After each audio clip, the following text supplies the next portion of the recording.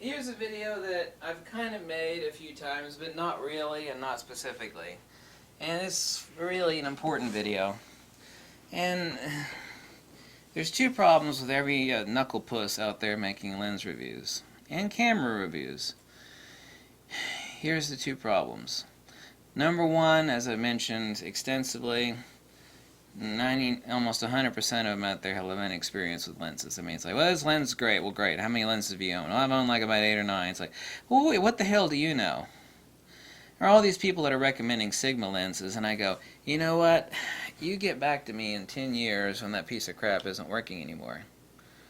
Because that's exactly the case. The failure rate on those is incredibly high. The reject ratio on those lenses is incredibly high. You can ask any camera store. Just to go talk to the manager that's been working there more than 10 years and like, hey, here's a $10 bill. I want like 30 seconds of pure truth out of you. They'll tell you that. They also get a better commission on selling those art lenses too, by the way. The survival rate of Sigma lenses in general, after about 10 to 15 years, is about 3 to 5%. And this is excluding drops, breaks, blah, blah, blah. The survival rate on Nikkors of that same time period, 10 to 15 years plus, it's over 95%. And this is excluding also drops, breaks, stupidity. So you got about 5% versus 95%. So you have problem number one of these people ranking recommendations. And you know, they mean well, most of them do. Other people actually are being paid, or they've got somebody's hand up their fanny. And you can't trust what they say, but they have a limited spectrum. Now here's issue number two, and this is really the biggest issue.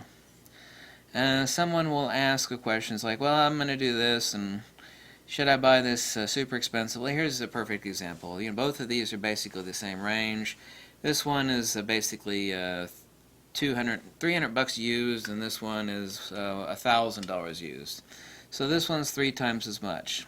This is a constant aperture f2.8. This applies to Nikon, Canon, Fuji. It applies to everything. When someone says, which is the best lens for me, you know, I'm going to make a decision between. We have to get logical. We have to. If someone gives you a direct answer, then they're being an a-hole to you. And what do I mean by that? Someone asks. There's a lot of these people that ask these knuckle pusses on YouTube, you know, a question, and they'll get a direct answer. It's like, well, that's nothing wrong with that. Yeah, there is. There's something wrong with that. Like, I've got a serious issue with people doing that. That sucks. Why does that suck? Because I don't know the person, you know, 99 times out of 100. It's like, what is your budget? What is it you plan on shooting?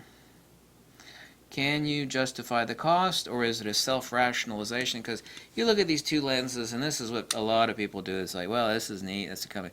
Oh my God, look at the front of it. That is so sexy. Oh my God, I gotta have it.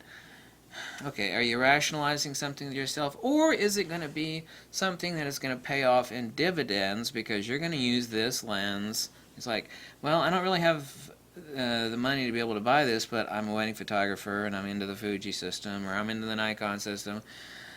You know, I'm going to be using this in corporate, commercial, wedding portraiture, which would be for this lens, for example. The lens is going to pay itself off. And typically, also, if you're, depending on what country you're in, you can write it off on your taxes as a business expense. So this lens is really bupkis. You need it because this lens at 3 times the price, and this is just one example of many, has 3 or 4 attributes that make it superior to this lens, and this lens is incredible. Both of these lenses are incredible. I can't recommend this lens in general to people because, you know, 99 times out of 100, they don't need it. They look at it and they think it's sexy as hell. It's like, well, this is the lens to have. I mean, oh my God, look at that front element. Whoa. Oh yeah. No. What's your budget? What do you plan on shooting? Is it something that you can either say to yourself one of two things? I'm going to be using this professionally, or I'm going to be using this, you know, in my work, and it's gonna, the attributes that it has at 3 times the price is gonna pay for itself. Or secondly, there's another rationalization, and while it's not entirely logical, it's also valid. You're like, you know, I live simply, and you know, I like this lens for the qualities that it has. I don't have much money, but I really, really want it because, you know, I don't live a high life, for example. I save my money, and once in a while, and this is a valid choice. Someone's like, I want to treat myself. I'm not going to be using it professionally, but I have something to look forward to, and I want to save my money and get this expensive lens because I know about it, and it's what I want. And that's also a valid choice. So you can justify it either business-wise, as far as it's paying for itself, because you're going to be using the few attributes that this lens has over this lens, and this is just one example. I don't mean these two specific lenses. Or you could say that, I'm going to rationalize it, not logically, but sensibly, and that I've been saving my pennies for it, and I really, really want it, and that's what I want, and, people treat themselves by going on vacation, and if someone can't go on vacation, they treat themselves in some other way. It's like, well, I want this lens. I know it costs a lot more money, and I want it. And that's also a valid choice. So, when someone gives you a direct answer, what they're doing is they're doing a disservice to you. They're not being helpful. It's like, what's the best lens for that? Well, here it is. Boom, boom. No, that's not being helpful. What's your budget? What camera do you have? That's also another question you need to know. It may not work on there, may not be best on there, what are you mainly shooting? I can't make a recommendation without knowing the budget, the camera, and what it is you plan on shooting primarily. There are general things that if it's going to be something general, and I can narrow it down and make an intelligent, logical recommendation. But I have to know those criteria. So the two things that everybody's screwing up on, and this is true either on YouTube of these knuckleheads that are giving advice and you ask them a question. One, they don't have the breadth of experience to know what the hell is good or there was a guy that's fighting me today, and we weren't fighting really. We were going back and forth, and he was recommending a lens that I can't recommend, and that's the Tamron 85mm, the new portraiture lens. Has image stabilization. He's like, well, the pictures are great. And I have to ask you, what the hell are you basing that on? It's like a prisoner that's, been in prison for 40 years. The man, waits all month to eat the sloppy, runny meatloaf, and that's like the highlight of his month is eating the prison meatloaf. And that's the same with these people that have only owned a few lenses. Like, well, it's great. And I ask them, it's like, compared to what? Damn, really, compared to what? What the hell are you comparing it to? If you're stranded out in the desert, let me tap on the microphone here. If you're stranded out in the desert and you're about to die from thirst, and the only thing that you got to drink is like this hole off in the distance, and you go out there and you find that there's some camel turds that are kind of like floating in the water. It's like, well, that's the best water in the world because it's going to save your ass. And you're going to drink it even if you throw half of it back up again because it's going to save you. So, what's the spectrum of comparison here? It's like, well, how do you know it's a great lens? Well, I've seen pictures of it. Okay, well, there are no really, really super, super horrible lenses anymore. Actually, there are a few of them. So, yeah, the pictures are fine, but, compared to what, damn it? What's the spectrum? What the hell are you comparing it to? And then you hear the crickets chirping. You get no answer from that question. What are you comparing it to, dude?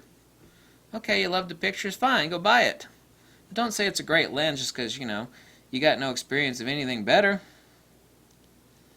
In fact, there are better things that cost less than that lens, like a used Zeiss 85mm. That lens will just spank the hell out of it. Pow! For less money, no less. A used one. So that's issue number one, breadth of experience. Number two, as I said, you just don't give a direct answer. You got to know what the hell someone wants. Can they justify it? Is it a rational choice? You need to know what someone's budget is, what they're going to do with it, what they mainly shoot. If you just give someone a direct answer, then you're doing a disservice. And the top 10 knucklepusses on YouTube that are answering questions like that, or what they'll do is they'll make a video. It's like, yeah, I shot this lens. It's awesome. It's great. And it's just it's amazing. I've made a few videos like that, like some really, really incredible lenses, like the 16mm Fuji. I've said about that lens, I said, listen, and that's the last Fuji. I've tested every Fuji lens now. That's the last lens I tested. And I've made a few videos about that lens, and I named it Lens of the Year for 2006. I've told people, I said, listen, this is the best lens Fuji's got. Budget aside, You know, I know it's not a cheap lens, but it's like, if you don't own this lens, you're just a stinking idiot. It's like, there is no debating that lens. That lens is just incredible. If you can afford it, and you may not want an ultra wide. So I've made videos like that, but that's because that lens is just absolutely outstanding. It'll just make you want to smack your mother. It's so incredible. Not literally. Don't mean that literally. I love your mother. So anyway, these are the things that people get wrong, and people need to notice that. And nobody can be helpful unless they, are able to fulfill criteria 1 and number 2, which most people do not. So this video is important. It might have been dry and boring, but it is important. Because I don't like to piss people's money away. It's like, someone asks a question, some people just give an answer, and they're like, well, it's not my money. Yeah, but you're pissing someone else's money away on something that they might have been saving money for God knows how long. They expect an intelligent, wise, well-reasoned, reasonable answer from you. Why don't you provide it? Talking about other people, and so, you have to be held to that standard. Anyway, this was a necessary video and an important one, even if it was boring, so catch you later. If anybody wants to send me a pizza, just ask me for my address. I'm just joking. No, I'm not. Catch you later.